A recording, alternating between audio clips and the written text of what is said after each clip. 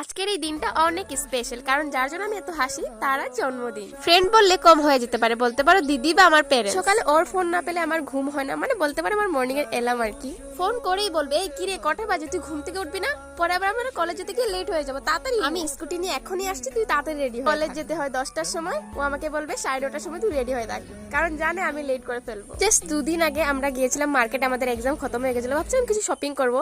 রাস্তার মধ্যে এত গাড়ি আসছিল, মানে আমি পার হতেই পারছিলাম না, আমাকে হাত ধরে ধরে পার করাচ্ছে। তো সেটা দেখে না আমার মার কথা মনে পড়ে গেল, মা আমাকে ঠিক এইভাবেই করে।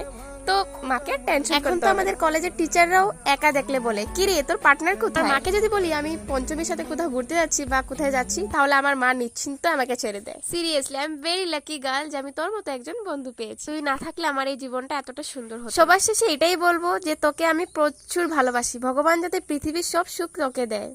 লাইফে অনেক এগিয়ে যা, ভালো ভালো কাজ কর, আর আমাকে এভাবে ভালোবাসে থাকবি। তোর ব্যাপারে যতটাই বলবো ততটাই কম হয়ে যাবে, তাই আর কিছু বললাম না, এটাই বলবো যে আমি তোকে প্রচুর ভালোবাসি, লাভ ইউ।